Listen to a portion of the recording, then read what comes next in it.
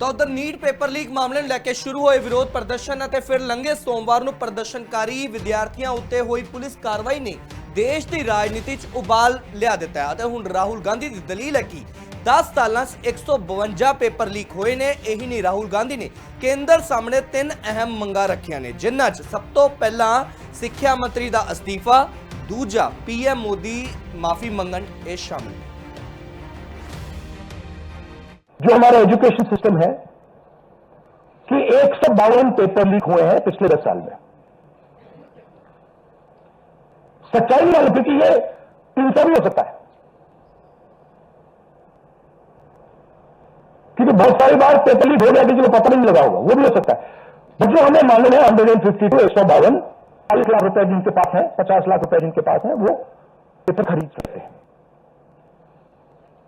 आपकी ईमानदारी का, आपकी मेहनत का कोई मतलब नहीं है। ऊपर 152 बार पिछले 10 साल में भी यह बताया गया है। पेपर लीक होता है, 7.5 करोड़ युवाओं का नुकसान होता है, मगर पिछले 10 साल में एक भी कंजेक्शन नहीं हुआ। एक नीट एग्जाम के लिए जो स्टूडेंट्स एग्जाम लेते हैं और उनके परिवार उतना पैसा देते हैं। आप सोचिए, पैसा टैक्स लेती है, जीएसटी, इनकम टैक्स सारा लेती है, और फिर कहती है देखिए ये तो पूरा टैक्स हमने लिया है आपसे, इससे हम 1.4 लाख करोड़ रुपए शिक्षा में डालेंगे। जो इस पूरे सिस्टम को चलाते हैं उनको स्टूडेंट से अपॉलोजाइज करना चाहिए रिस्पेक्टफुली कि गलती हो गई, जो हुआ वो नहीं होना चाहिए था, आप लोगों को चोट लगी है, हम अपनी गलती मांगते हैं, कोई बड़ी बात नहीं। Is the mister Dharmendra Pradhan who is failed as an education minister, who is known to be corrupt, should be relieved of his duties. 100% legitimate demand, nothing wrong with it. He has shown India and the world that he is incapable of running the system.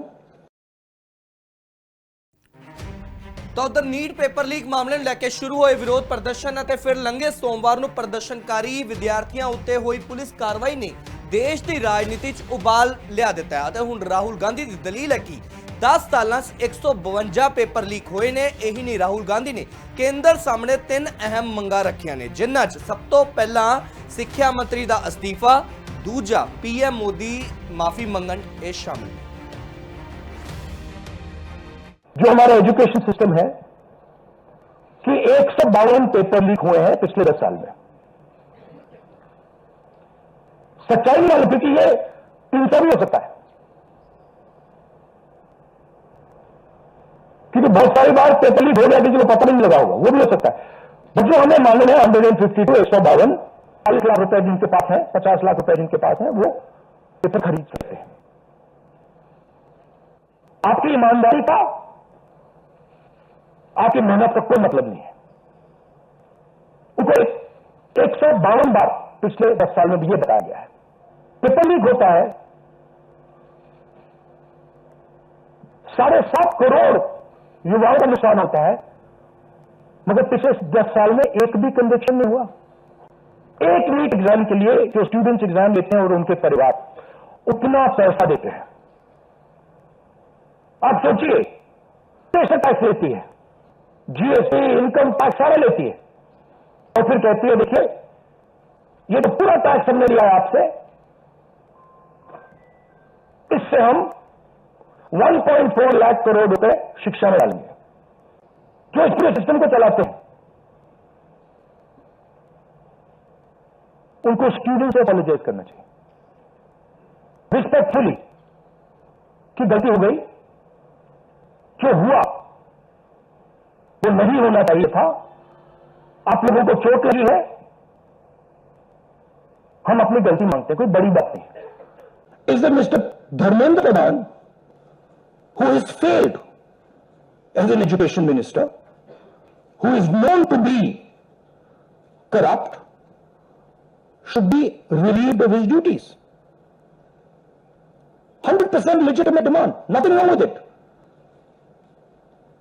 He has shown India and the world that he is incapable of running the system.